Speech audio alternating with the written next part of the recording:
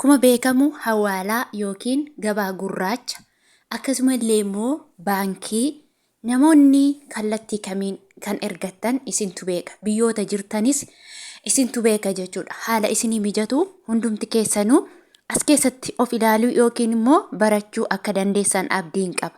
Biyyoota kana jechuudha.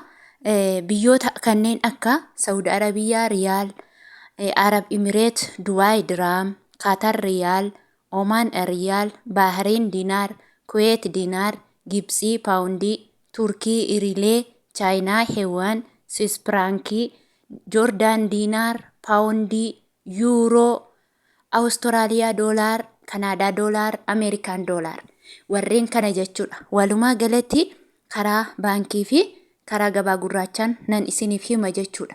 Egaa namoonni beektan namoonni hin beekne baay'ee keessantu jira jechuudha. Kanaaf asumaan na wajjiniin ta'a isiniin jedha. Yooyyaa harka fuunee jaallatamtoota kabajamtoota akkasumas maamiloota kiyya nagaan waaqayyoo lafaaf bakka jirtan golaaf mandara jirtan isiniif haa baay'atu. Akkasumallee maamiloota koo obboloota amantaa biraa taatan nagaan isiniif haa ta'u. Lafa jirtanitti isiniin jechuun barbaada.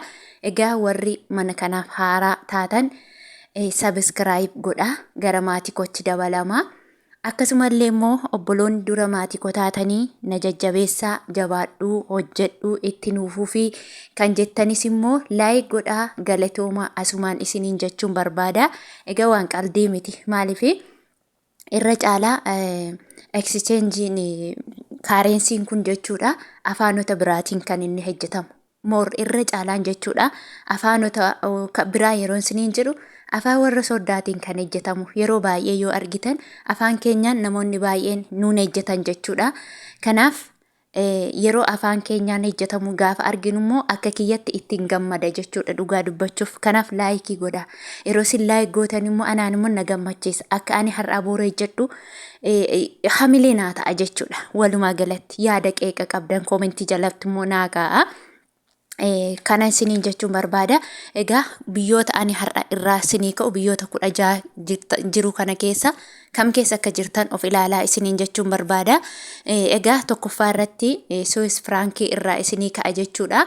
Sharafni dabalees hir'isees saantiba hir'isa saantiba dabala.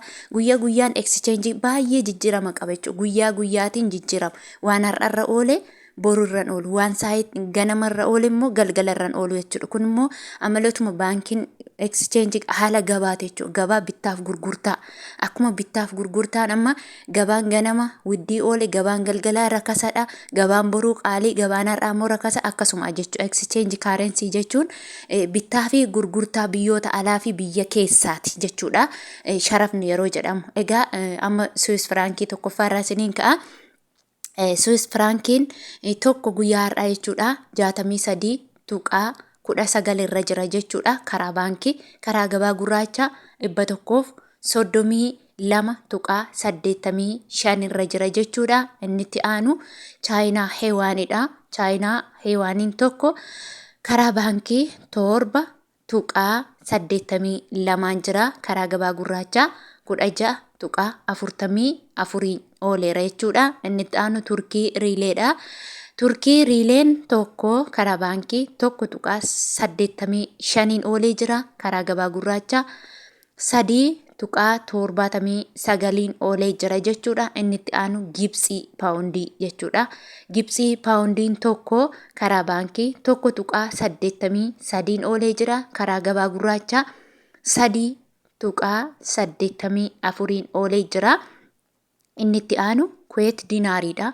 Kuwait Dinaariin tokko karaa baankii 175.43 oolee jira. Karaa gabaa gurraacha 383.40 oolee jira jechuudha. Inni itti aanu Bahrain Dinaariidha. Bahrain Dinaariin tokko karaa baankii 151.4 oolee jira. Karaa gabaa gurraacha 311.6 oolee jira jechuudha. Inni itti aanu Oman Riyaaliidha. Oman Riyaaliin tokko karaa baankii 148 tuqaa 22 oolee jira. Karaa gabaa gurraachaa 306.45 oolee jira. Inni itti aanu Ameerikaan doolaariidha. Ameerikaan doolaarri tokko karaa baankii 57.52 oolee jira. Karaa gabaa gurraachaa 117.64 oolee jira jechuudha. Inni itti aanu Kanaadaa doolaariidha. Kanaadaa doolaariin tokko karaa baankii 38.46 oolee jira. Karaa gabaa gurraachaa 88.9 oolee jira jechuudha. Inni itti aanu Awustiraaliyaa doolaariidha. Karaa baankii Awustiraaliyaa doolaariin tokko 34.59 oolee jira. Karaa gabaa gurraachaa 77.24 oolee jira jechuudha. Inni itti aanu yuuroodha.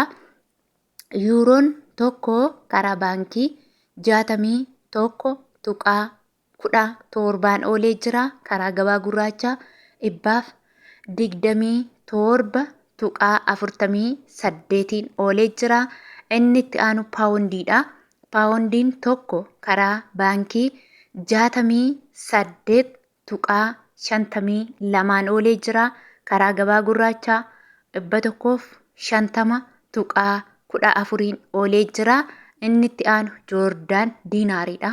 Joordaan diinaarri tokko karaa baankii 79.99 oolee jira. Karaa gabaa gurraachaa 165.93 oolee jira jechuudha. Inni itti aanu Kaatar riyaaliidha jechuudha. Kaatar riyaalli tokko karaa baankii 16.5 oolee jira. Karaa gabaa gurraacha 32.41 oolee jira jechuudha. Inni itti aanu Arab Imireet Diraam Dubaay jechuudha. Arab Imireet Dubaay karaa baankii 14.28 oolee jira. Karaa gabaa gurraachaa 31.85 oolee jira jechuudha. Inni Saudi Arabiyaa riyaaliidha jechuudha. Saudi Arabiyaa riyaalli tokko karaa baankii 14.20 oolee jira. Karaa gabaa gurraachaa akka baay'ina birrii keessaniiti. Namoonni haaraa reefu dhuftan, namoonni haala sharafaa Saudii kana isinii hin galle yeroo hundumaa umarratti tasgabbii aannan isinitti hima jechuudha. Maaliifi namni haaraa majalaa chaanaala kana jala namni haaraan warra dhufuuf je'een kanan irra deddeebi'ee dubba'u jechuudha. Kanaaf warri Saudii jirtan akka baay'ina birrii keessaniiti. Namoonni birriin keessan baay'ee ta'e sharafni Saudii gadi bu'ee jira isiniif haa galu. Namoonni birriin keessan baay'ee ta'e 4,000 hanga 5,000 olii kan ta'e jechuudha. 33 oolee jira jechuudha har'a. 33 yeroo isiniin jiru fakkeenya 5,000 baay'isuu 1,000 hiruu 33 jechuudha. Warri birriin keessan 2,000 hanga 1,000 isaa gadii kan ta'e immoo jechuudha. Fakkeenyaaf 1,000 baay'isuu 1,000 hiruu 34.25 jettanii argattu jechuudha. Haala kanaan oolee jira Saudi Arabiyaan immoo egaa namoonni isinii galuu dide akkasitti hubachuu qabdu. Akkasumallee namoonni Beeruut nutti mijattan Beeruut Ameerikaa doolaaraan kan isiniif himee jechuudha. Ameerikaa doolaariitti fudhattu. Doolaara gosa 3 jiran keessaa doolaara Ameerikaatiin kan isiniif shallagamu isiniin jedha. Kanaaf gaaffii keessaniif illee deebii ta'e natti fakkaata. Egaa hanga gaafa guyyaa biraan turtii biraan walitti deebinutti nagaa naa ta'a. Garuu kana isiniin jedhu laayikii akka hin daganne. Okay?